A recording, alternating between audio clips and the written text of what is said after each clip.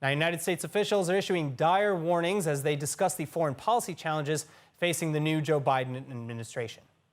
Speaking to NBC News on Monday, United States Secretary of State Antony Blinken is warning that Iran is potentially just months away or less from nuclear breakpoint, meaning having enough fissile material to build a bomb.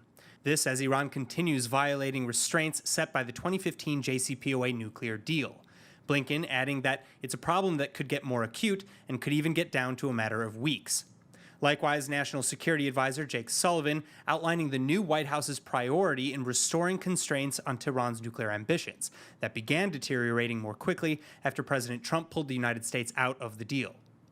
From our perspective, a critical early priority has to be to deal with what is an escalating nuclear crisis as they move closer and closer to having enough fissile material for a weapon. And we would like to make sure that we reestablish some of the parameters and constraints around the program that have fallen away over the course of the past 2 years. But far from Washington's expectations of returning to and adding to the JCPOA, Iran is acting with added aggression. Spokesman of the Foreign Ministry, Saeed Jatizadeh, saying that bilateral talks with the U.S. are unnecessary and will not be held on the issue, adding that the U.S. must return instead to its commitments and lift sanctions imposed on Iran. This while Tehran announcing plans to restrict short-notice inspections of suspect nuclear facilities starting February, as well as to enrich uranium up to and over 20%, well beyond the 3.5% permitted under the original agreement.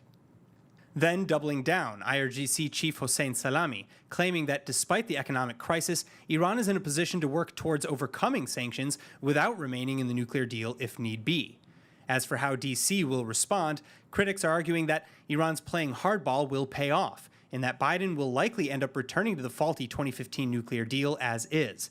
And they point to the appointment of Robert Malley as the new United States envoy to Iran as proof. Malley having negotiated the 2015 nuclear deal in the first place under President Obama. Israel, for its part then, hoping that the Biden administration will at least consult with Jerusalem as promised before making any decisions.